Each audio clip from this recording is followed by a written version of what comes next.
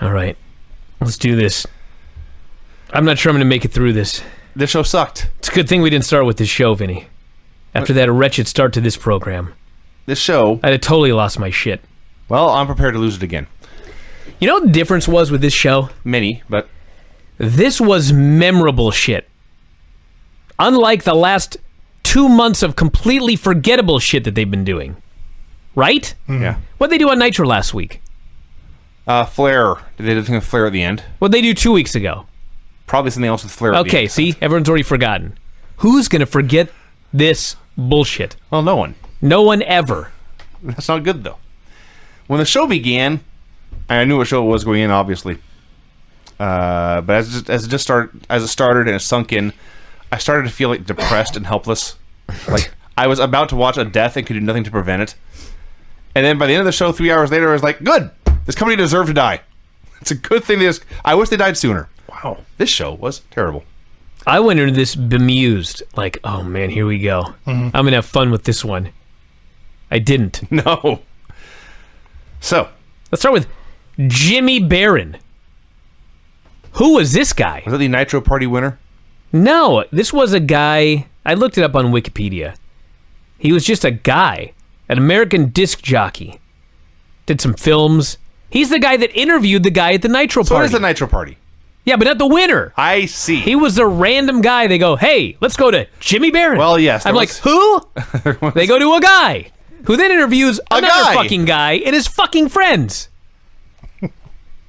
Were these the least likable Nitro Party winners of all time? I hated every one of them. Now when they celebrated Goldberg going to jail, that's when I turned the corner on him. I like the random guy in the back just throwing popcorn in the air. Who does that? If I had been in the Georgia Dome, one of 40,000 people there, I think I would have left during the show so as not to be in the same building with this crew. Oh, come on. They're just fans who won a contest. Do not refer to them as winners, please. I will admit the LWO party looked more fun. Which is saying something. Slightly. What are you talking At least about? there was girls there. Yeah, there were a couple. Glacier versus Hugh Morris. They said this is the biggest crowd in Nitro history for this show. I actually don't think it was. It was close, but here's my question. Like, I know this is low on our list of worries, or a list of worries. Sure. Why the fuck did Hugh Morris just shave his head for nothing? You hasn't couldn't do a damn match. He hasn't been around in months. He just shows up bald for a match with the Glacier. Why is the Glacier funny? Funnier than just Glacier. Well, Hugh Morris squashed the Glacier. He did. There were some shenanigans with Jimmy Hart, and Hugh hit the moonsault on the Glacier and got the pin. Hey, at least we got one high spot, and it didn't go 20 minutes. And by the way, Glacier just back to being babyface? He is? I guess. I thought he was a heel here. I thought it was very obvious he was a heel. Isn't Hugh Morris a heel? He's a babyface. He is? I thought they were both heels. Fucking cares? It sucked. I seriously thought they were both heels. Hey, Brian, you know this did not go 20 minutes, and that's true. But do you know what did go 20 minutes? The fucking recap of the Ric Flair thing last week. Yeah. Going back to the birth of Ric Flair in Minnesota and chronicling everything that happened since then in real time. Yes. Over. This just went on and on and on. We get it. He's in charge now. Whip-de-doo. They got 3 hours, dude. You'll be begging for this here in about 5 minutes. At this point, Richard M. Flair, as they called him, he arrives at the building. Well, first they claim we're going to hear from Hulk Hogan later. He is retired and moving into politics. And then the Horseman showed up. 20 minutes late, by the way. Yeah. Flair's first day on the job. Fit right in. Yeah. So he's got his family there. He's got Reed and David and Charlotte. Charlotte is the last remaining active Nitro wrestler. Like, what, 13 maybe? I'm not going to lie, all right? I spent like an hour trying to figure out if this was actually Charlotte. How? She was 12, Craig. I was close. I said 13. She was 5'11". Yeah. Like... Well, she was wearing heels. I know, but still. I was like... She was as tall as her dad. This has to be Megan. Right? But it wasn't. No, you could tell by her face. It looked just like her. I know. I eventually just broke down and realized that's Charlotte. Yeah. You see, She was a fucking giant. she was a tall young lady. It's true. So, Flair begins to speak. He is cutting The most low-key, almost out-of-character promo you can imagine. Mm-hmm. Bischoff had a reign of terror that lasted 5 years, he said. I'm calling Bischoff out. It ain't over. No. Threatens to fire him if he doesn't show up. So Eric comes out. Flair says, "You humiliated me in front of my peers like Hulk Hogan and Randy Savage. The easy thing to do would be to fire you. But just like you took me out of the main events and put me in the openers, I am putting you to work for Tony Schiavone at the announce desk. And that means you won't be on TV, so I can cut your pay in half." I just realized you foreshadowed at the beginning of this show what Eric Bischoff did this entire Nitro. Pouted? Yeah. Maybe that's where Sat there and took off his headphones. maybe that's where I got my The difference is Vinny actually adds to the show. Fucking Eric Bischoff, what the hell is he going to add to this fucking show? Thank you, Brian. And then, furthermore, Tony Schiavone is so excited Yeah. to have Eric Bischoff in the booth. Yeah, he's his boss. I'm like, why? And then the entire 3 hours, they're begging for Eric to talk. Again, why? I'm like, why? Who gives a fuck? What do you want this fucking geek in the booth for anyway? So then they showed Bischoff firing Randy Anderson after his cancer treatment in front of his kids. Flair brought Anderson out, rehired him, doubled his salary. He thanks Booker T, DDP, and Schiavone, everyone who celebrated with him last week. Also thanks Randy Savage, knows they've had their, what was the word he said? Never seen eye to eye, whatever he said. But thank you for your contributions last week. And then he's going to book his first match. Oh my God. If you didn't watch this show, everybody, Ric Flair is going to book himself in his first match coming up at Sold Out. What is that match? A handicap match. So, okay, it's going to be like all four horsemen against Bischoff is what I thought. No. Ric Flair by himself against Kurt Hennig and Barry Windham. That's his idea. That seems logical. That's the match he wants. And his logic is, I'm going to go in there and I'm going to either kill both of you or you'll kill me. That was what he said. Yeah. Then, Seems legit. awkwardly up steps fucking David Flair. It begins. It's a good word for David Flair. Fucking?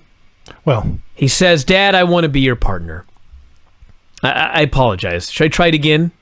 Go for it. yeah, less Dad, enthusiasm. I've been watching your career since I was a kid. I can't do it. Your energy... is I not right. can't do it. It's the nervousness. He was very nervous. He had one line, and it was a lot for the young man. He said he'd been watching Rick since he was really young. He wanted to be his partner. Flair says, "You're not ready." Arn Damn right. takes the mic and says, "He knows what he's doing." What? Yes, I looked around in my living room. I said, "What? How do you know this, Arn?" So Flair says, "Okay." There's David and Rick versus Barry and Kurt. Now listen, I know that Dean Malenko had an injury. He's on crutches, okay? Right. Where's Chris Benoit to step in and be Ric Flair's partner? He was there. He's just standing there in a trench coat. Yeah. The look on his face when Arn Anderson said that David was ready. Like, even he guess couldn't. that. Mm-hmm. Fuck. Mongo was there too. This was so stupid. Mongo kept stepping in front of the camera shot the whole time. I mean, he's probably more ready than Mongo. At this point, show was more than 30 minutes old, plus commercials. There had been generously 3 minutes of wrestling in that Hugh Morris match. So it's Booker T versus Emery Hale in match number 2. Last time Emery Hale was on, we neglected to mention that he was the famous Machine. He was the Machine in that match, the DDP on Thunder. Yeah, I'd forgotten about that. He was in The Spot. Oh, Yes. with the top rope. And Yes. Okay. So he comes out here, no entrance for Emery Hale, didn't even get a graphic. They fucked up the first thing they did, and Booker T said, "Fuck this," and Take it immediately home. took it home. Hit his finishes and won. If only they did that on Raw nowadays. It was awesome. So now we're 30-some minutes into the show, and there's been generously 4 minutes of wrestling. Hey, remember that terrible match with Norman Smiley and Chavo Guerrero last week? Dude. Take it around the loop. Dude. They did it again. I vowed I would never watch Norman Smiley when he came out with that fucking stick horse. Chavo. Either Sorry, way. Chavo, either one, but yeah. I watched this. I'm happy I did. Are you now? This was so fucking atrocious. Rotten. This match was rotten. They had the most incredible botch spot. It was Which one? so incredible. Which one? Chavo goes for a quebrada, a lion salt. Okay. His feet hit the ropes and he just slips. Both of them. Both And feet. ends up sitting on the middle rope. Okay? He's just petrified. So what does he do? Like, Norman is expecting a lion salt. Sure. Okay? If you're Norman, this fucking guy fucked it up. What do we do now? Kick him in the back. Chavo just decides, I'm going to slide to the apron and I'm just going to leap in and get ya. And literally, he did like the Johnny Gargano spear from the apron inside. Norman has no fucking idea what's going on. He just stands there. Chavo falls on his ass and cradles the guy. I described it as Chavo fucking up a springboard, a DDT, and a roll-up all at the same time. Now, that was the worst point. It sucked really bad before then, too. Everything sucked. Everything in this match sucked. Did you catch Norman doing a key lock on the toe? Kind of. I mean, perhaps this may have been an actual hold. I don't know. I presume. I'm not a grappler. Sure. But it looked dumb. That was the least of our problems, dude. How about when Chavo's going to do a top rope drop kick, but Norman doesn't turn around? Yeah. And so Chavo stands up there for 5 minutes as Norman does his fucking big wiggle. He jumps off and he still fucks it up. This was appalling. Chavo won with a sunset flip. And then Smiley beat him up afterwards. On both shows. Just realized that. Yeah. Why didn't Smiley just win? I don't know. This was terrible. I fucking hated this. This was absolutely terrible. But it was worth watching. Norman Smiley's a trainer. It doesn't matter. Fucking Hugh Morris was in charge of developmental. Chris Benoit versus Horace. This wasn't much better. This was on the low end of Chris Benoit matches. He did all he could. He really tried. with Horace. He tried his hardest. So he hits the diving headbutt, and his head hits the shoulder. I watched this carefully several times because he starts selling his head after hitting this headbutt, and then Horace goes on offense again after taking the headbutt. Was he supposed to move and forgot? I think so, because even the announcers, they said, I don't think Benoit got all of that. Yeah. So Benoit says, his mistake, I'm just going to sell it like I missed anyway. Yeah. Eventually, he won with a crossface. And the whole... Benoit didn't even get an entrance. Well, he did not. I always suspect when that happens, there's some careful editing going on. Somebody may have said something uncomfortable. Okay. Or Nitro was just stupid and didn't give their star an entrance. That's also possible. I think that's more likely. Yeah. The cut backstage. Oh, this. Oh, my God. Here we go. That's what I wrote. Here we go. You know what's funny? Actually, I wrote, oh, God, here we go. I remembered the finger poke. I forgot about everything leading up to it. Oh, I remembered this. Well, you did write like 5 books about this. Yes. Just 5 times. Over and over until you got it right. I got an important question here. Sure. Can you not pre-tape shit, and if it sucks, do it again? Well, that would be the point of pre-taping. You know, right? I've said this about stuff too, and you always say, maybe this was the best take. That is impossible, okay? That's impossible. Goldberg's being arrested, okay? Yeah. So, we enter the frame. There's like 5 cops. I can see the script being written in front of me. Yes. Entrance stage middle. There's cops surrounding Goldberg. Yeah. And they're telling him that he's under arrest. So, Goldberg immediately just starts, well, whatever it is, I didn't do it. Everybody in this city knows I do nothing but positive things for this community. Nobody here can take me in for anything. I didn't do it. He doesn't ask, what did I do? No. He's immediately ranting that he's innocent of whatever this might be. He pulled, do you know who I am? Absolutely. He did. He then says, you'll have to shoot me Yeah. with your guns or mace me in order to get me downtown. He told them to bring out all their arsenal. Now listen, I knew that he ended up downtown, okay? When he said that, I was like, did I forget when they maced him? They should have. They had every right to jump on him, beat the snot out of him, and then cuff him and stuff him. He came off like such an asshole. Absolutely. Insists you will have to shoot me or mace me to get me downtown. Now, this goes on, I swear to God, for 5 fucking minutes. The cops say you got to go downtown. I'm not going downtown. You got to go downtown. I'm not going downtown. I'm innocent. I didn't do it. Whatever it is. Nobody bothers to tell him what it is. He just fucking keeps going forever. Mm-hmm. And finally, he just puts his hands behind his back and they cuff him. There was one other officer that... Jack! His He fucking knew buddy he knew Jack. his name. Jack finally was able to talk a little bit of sense into him, and then the next thing you know, they're going downtown. They go downtown. Well, as we shall see, they go to break. The only thing, let me say one other thing. The only thing that I can conclude. Goldberg, like if you've ever heard a Goldberg interview, I mean, Goldberg's the real deal. Sure. He's a straight shooter. He does tons of stuff for kids. He never gets into trouble. Mm-hmm. So they presented him with a script where he is being accused of being, as Hulk Hogan said, a sexual deviant. Okay? Right. If you saw the 24, every day he went to work angry. Yeah. He got this script. He fucking hated every last word in it.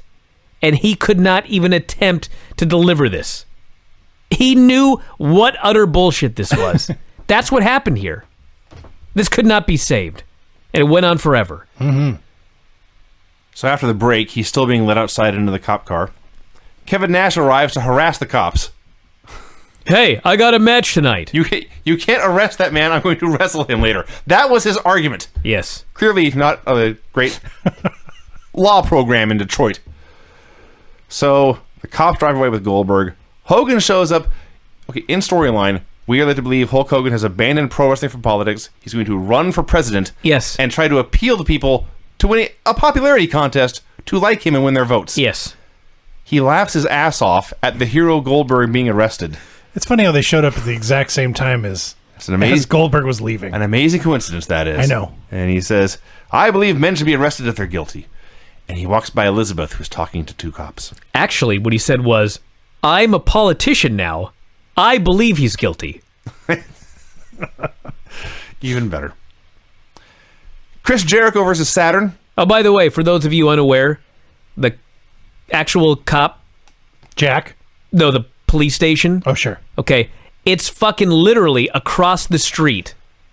Somebody sent me the Google map drawing the dotted line showing here's the cop shop, here's the dome. Yes. Yeah, it's like it may be a 10-minute slow walk. I think it was 5. Now, walking. They took him away in a car, and he came back in a car. Yes, okay. Yes. Keeping all that in mind, Tony at one point even on this show says it's across the street. Yes, because they're idiots. They're complete morons. Well, it was Georgia in January. It's probably not cold. I'm sorry. This is not like on Raw, they're fighting the snow. No. Chris Jericho and Saturn. The wrestling here was really good. Mm-hmm. Probably maybe the only good thing on this entire show. Saturn makes his comeback. He's throwing all these cool suplexes, and Jericho's all doing all this wacky screaming, selling, and it's all a lot of fun. So Saturn tries a cabrata again, the cursed move on Nitro today. And Jericho pulls the ref in the way. The ref goes down. Jericho hits a low blow on Saturn, and he is going for the Boston Crab when the ref calls for the bell. Didn't even get the hold on. This Dickinson-Saturn feud is the worst feud. Well, there's never been a good referee-wrestler feud. No, but this one is particularly horrendous. Actually, Beulah and Taz's manager. Help me. Bill Alfonso? Bill Alfonso. That was awesome. Well, that was a manager and a man of the manager. Who I guess was a ref first. Yeah. Anyway, yes, Brian, the Saturn Dickinson feud sucks ass. Goldberg is at the police precinct across the street, as Shivani notes. Mm-hmm. Somehow, not only were the cameramen in the police station, but they knew where the cops were going to go before the cops went there. So they take Goldberg to an office. He's still cuffed. They lean him up against a back wall. I say, Elizabeth Lebetsky has filed charges for aggravating stalking. Excuse me, who? That's what Goldberg said. He had no idea who Elizabeth Lebetsky was. They told him it was Miss Elizabeth. He does this eye roll. He tells them to do their job. It's not him. Hey, remember when I buried those dorks in the Nitro party? Do you know what they were doing in their Nitro suite in the Georgia Dome for what they said was the biggest Nitro show of all time? I do. They were thumb wrestling. Oh, really? They were man, thumb wrestling on TV. So I got so angry at this. I should note, by the way, that Elizabeth's real last name at this point was Lubetsky. She had married another man. So they used her real name here for this stupid fucking storyline. And by the way, know that. And by the way, on this show, nice follow-up with Macho Man from last week. He wasn't even on the show. No? And he's busy. He probably saw what was going on and said, I want no part of this program. I'll see you all next week. Where's he fit in with Elizabeth at the cop? You know what I mean? At the Yeah, station? for me, I wanted to be any part of that storyline. And that, by the way, the Nitro party is when they said, what's your favorite part of the show? And one guy goes, when Goldberg went to jail. Keep him there. There were chants of free Goldberg and one guy who wanted Goldberg in jail.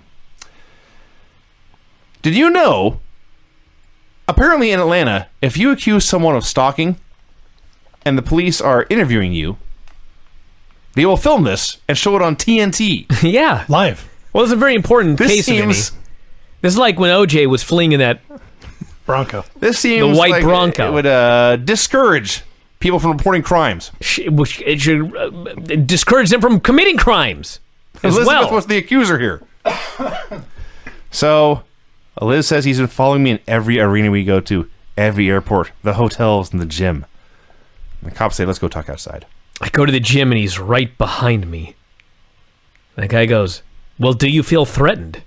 She says, of course. The LWO party. Oh, my God. Okay. This was the most stereotypical thing I've ever seen in my life. You don't say. It's way up there. Hell of a party, though. Well, They had a mariachi we band. want to get into the details first. I just want to say the big picture of what happened here was apparently the LWO threw a party. They invited a camera crew to come film it. And even though they came off looking bad, they still let the camera crew take everything away and edit it together.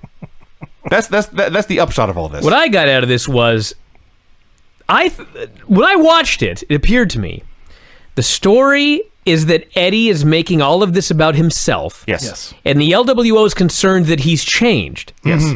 But then at the end, they were all behind him and chanting for the LWO. Right. He is What? drunk. I don't know. He is drunk with power and tequila. That's actually that happened, yes. I have no idea what the point of this was or why it made television. So, well, let's begin because they gave it a lot of time, so we may as well get into They it. sure did. First of all, I've mentioned quite a few times here that even as this LWO thing has gone on, if you watch it, Eddie Guerrero is a guy from Texas. Speaking of a guy from Texas, this video was like the first crack at the Latino heat version of Eddie Guerrero. He did show more charisma here than ever before in his entire WCW career. Yes. That's a positive. So they're playing with the lowriders, and there's women here, and there's the LWO theme is playing, is what they play at their parties. Everyone's having a grand old time. They go inside for more partying, but Eddie stops and says, "Hey, El Dandy, stay here and park the cars." And El Dandy was not dandy about this. They go inside. There is, in fact, a mariachi band. A lot of good-looking women. One in particular. In the white. Yeah. Noticed her. Fellas are all dancing and having a good time. Everyone's just having the time of their life. And Eddie takes Tejano's cowboy hat. He's a Silver King. Takes Silver King's cowboy hat and says, "Texas, come with me." And they leave, and this led to nothing. We go into another room, apparently later in the night, and there's two couches. One, Eddie Guerrero surrounded by every good-looking woman in the world. The other, all the other dudes, crabby, grouchy, and alone. Bored and irritated. So they start playing cards. Cards are out, money is out, drinks are out, everyone's having a good time. Eddie shows up, orders Dandy and Damien go make some drinks, then takes their seats and their money at the card game. So guys start bitching about him in the hallway in Spanish. Psychosis, and I think Dandy and maybe somebody else was out there bitching. And then it ends, Eddie's outside. Now, he was giving a speech, and there were dozens of people chanting LWO, but I'm not sure there are any other wrestlers out there. No, they were there. Like Danny was Were they there? Yeah, it was Okay, weird. I missed That's why I was Because baffled. there were also a bunch of other random men. Well, So the yeah. party grew. It happens when you have a party with drinks and good-looking women. Also, I don't even know if this is worth mentioning, but Rey Mysterio was there under duress. Well, yes, they showed Ray one time. It was the point where everyone was pissed off at Eddie. Yeah. So he fit right in, not wanting to be seen. That's true. Yeah. This led to Rey Mysterio and Kidman versus Psychosis and Juventud. The majority of this match was the announcers trying to get Eric Bischoff to say something. Yes. Yeah. What was Eric Bischoff going to say about this match? Kidman and Ray versus Juvi and Psychosis. I don't know. So Tony says, this will be a tornado match. There are no tags. This thing. You get in there, and guys stand on the apron and wait for tags. They do some stuff. It was boring. Nobody cared. A four-way broke out. Tony said, there you go. Tornado rules in effect. This is the point. That was the instant where I said, thank God this company died. Get that Fingerpoke coming. I can't wait. Come on, guys. Dude, you got years. I know. So, Kidman accidentally hits Ray with a missile dropkick, and Psychosis is a Tijuana jam for the win. This was shitty. Nah, it was fun. I didn't have any problem with it. The finish actually looked like Kidman actually... This sounds great, Craig. This sounds like a great finish. Come on. The finish actually looked like an accident. You know, a lot of those things, the misdirection spot when somebody gets... Maybe it was. Who knows? I have no idea. It actually looked like... If you're saying it looks sloppy and out of control, I agree. I mean, the match was a little sloppy, not what I'm saying, but it was but yeah. fun. I enjoyed it. You're saying it looked believable? It looked believable. So Exactly. it made Kidman look like a geek, is what you're saying. Yeah. No, I'm saying... He was an that idiot. The heels got the better of him and outsmarted him. So they're geeks. All right. Can we move on to Goldberg at the precinct? Must we?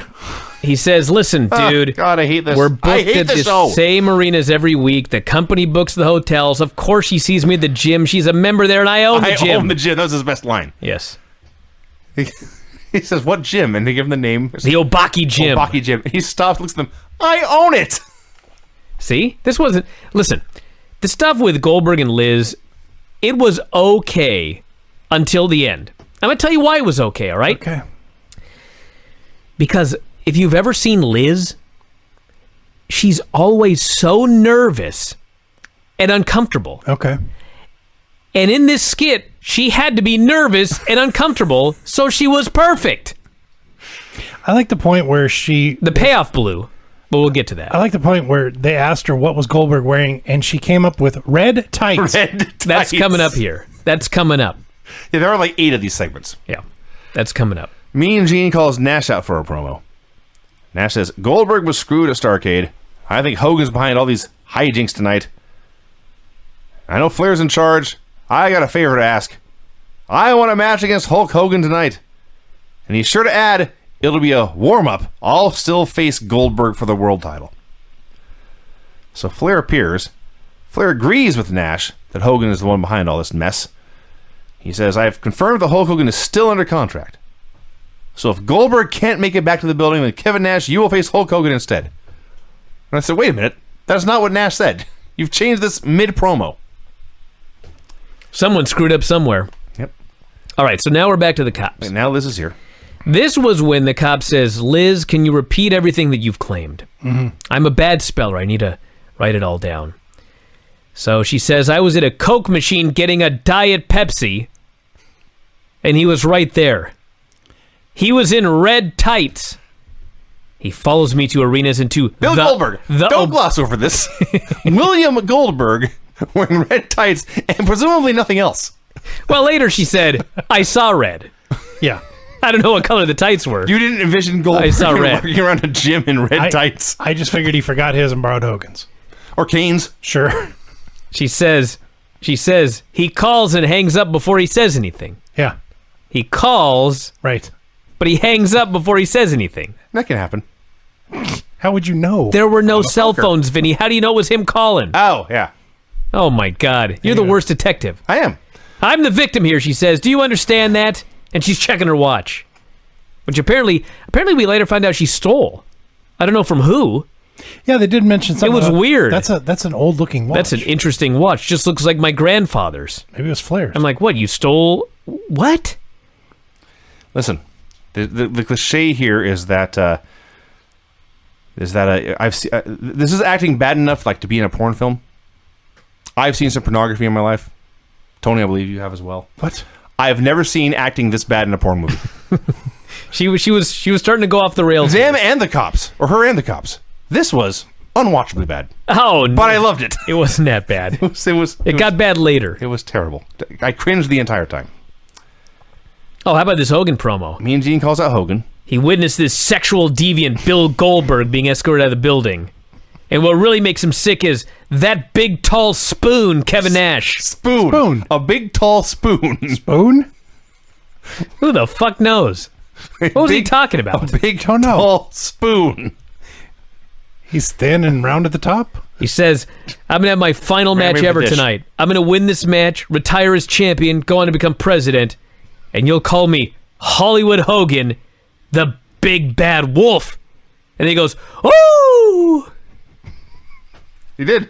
That's what happened. What in the fuck was his promo? Again, Seriously. he's still trying to be president at this point. Random. Did you notice when he came out, they played the NWO theme, but you can still hear Voodoo Child underneath it? Yeah, I did notice They that. got lazy this week. Then he's leaving, and Tony says, "You know, we're live tonight. Something nobody else in wrestling can claim. So if you're even thinking about turning the channel, fans, do not." That's what he says, exactly like that. If you're thinking of turning the channel tonight, fans, do not. We understand that Mick Foley, who used to wrestle here as Cactus Jack, is going to win their world title. Then he says, "Huh." Just like that. Huh. Yep. Appalled. That's going to put butts in the seats. That happened. He actually said harumph. I just didn't know how to say it. That's what he said. Harumph. Oh, God. There was a point earlier, by the way, when Bischoff first showed up at the desk and Tony starts giving him instructions on how to be an announcer. One of the things he says is, put on these headphones. You're going to have 4 producers yelling at you all night long. They're going to tell you to say things that you have already said. You'll protest. Just say them anyway.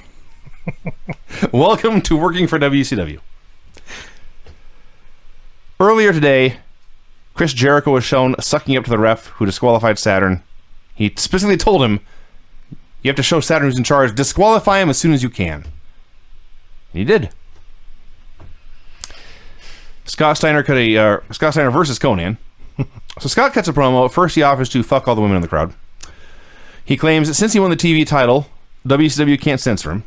He says, "I'm out of control and I'm out of my mind and I love it. And I cannot be censored." That's what he said. So Buff steps in. This was January 1999 in Atlanta. Atlanta's football team was doing very well at the time. And they had a dance called the Dirty Bird. And Buff begins to do the Dirty Bird. And everyone boos. And then Buff grabs his heart. Not making fun of Ric Flair. Making fun of the Falcons coach Dan Reeves, who in real life had triple bypass surgery to save his life just a few weeks prior. Wow. Yeah. Buff, by the way, wearing a sleeveless leather onesie. Well, yeah. Dude, he has a top hat with a portrait of himself painted on top of it. I understand. That's much weirder. I don't know. The leather onesie with no sleeves is pretty weird. I don't have one. Can we move on here? So it's Conan versus Scott. Conan got less blown up than usual this week. Had the line about Mick Foley winning the title. He says, this Raw show is taped. This Cactus Jack, who used to wrestle here as Cactus Jack, I fucked it up. He's going to win the world title. And then he pauses and says, that's going to be their world champion. Fuck yeah. He regretted this for 19 years. Well, he regretted it as soon as he said it. Foley's talked about it, because Foley eventually confronted him, and Shivani apologized and said he was what he was told to do. Which, as he noted earlier on the show, he says things that he's told to say. Yes. Yeah. Regardless, Conan goes to the Tequila Sunrise. Buff hits the ring for the DQ. And the fake ref runs in, declares Steiner the winner via submission. They worked Conan over for a while. Nobody from the Wolfpack or WCW bothered to come out and help him. This was shit. Speaking of Wrath promo. So, Wrath comes out to talk. Has a man's voice ever not matched him more than Wrath? Mike Tyson. I don't know, dude. He sounded like an Armstrong brother. He's very Southern. Before he talks... Wrath! That's the way Mike Tyson sounds. Before he talks, he's making his way out. The music's playing. They're still trying to get Bischoff to talk. And they mentioned Goldberg, if he has anything to say about that. And Bischoff says, just like this, Goldberg's jailbait. Excuse me? What? Do you know what jailbait is, Eric Bischoff? Because I would not use that term to describe Goldberg. So, Wrath says he's been planning through competition for months. I've been planning through competition for months. People want to see a meltdown. There's no competition, even though Nash beat him a month ago. Dares anyone to come fight him. Out comes Bam Bam Bigelow. So you get Bigelow and Wrath. Can you believe that they just made this match out of nowhere on this show? I enjoyed this. Dude, What? Wrath versus Craig. They clubbered each other. I was Wrath happy. issued an open challenge and Bam Bam Bigelow came out, I was Yeah. like, this could be This should be like the biggest mid-card match they can promote right now. Yeah, you're right. And they just fucking brought these two geeks out, and they had the most boring match, and nobody cared, and it ended in a DQ. I liked to watch them clubber each other. It sucked. So they're doing this, and again, Bischoff's been silent for 5 minutes, and then at random he just says, "Prison punk." Like that. He was almost singing it out loud. So, yeah, they brawled everywhere. They were outside for about 8 minutes. We have to not count them out, and then finally he did, and it ended. More with Elizabeth.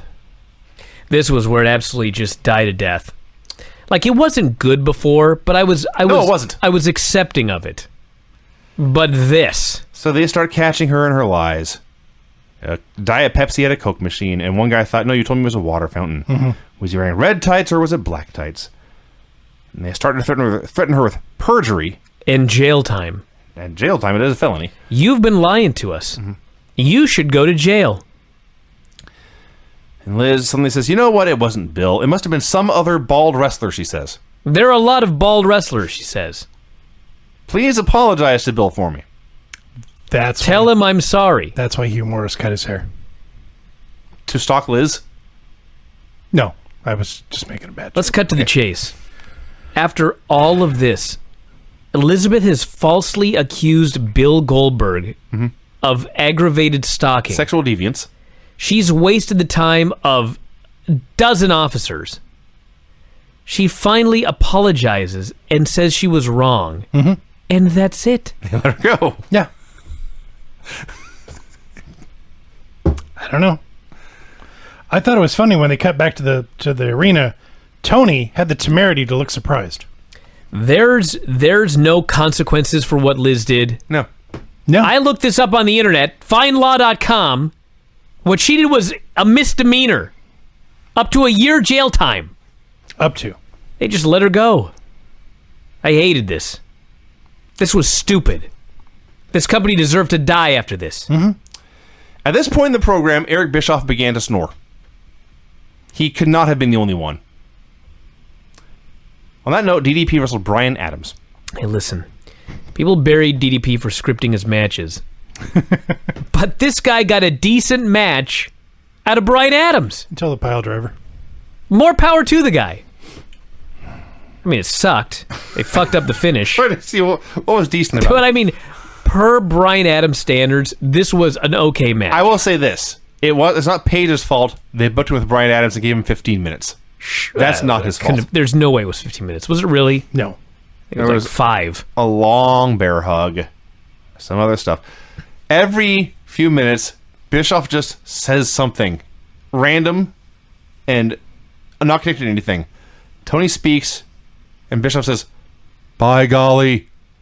Which I guess is something Shivani says, and he's making fun of him. It just creeped me out. So Paige fights off interference from Vincent, hits the diamond cutter for the win, and I will say this. People went apeshit when the hero hit his move and won.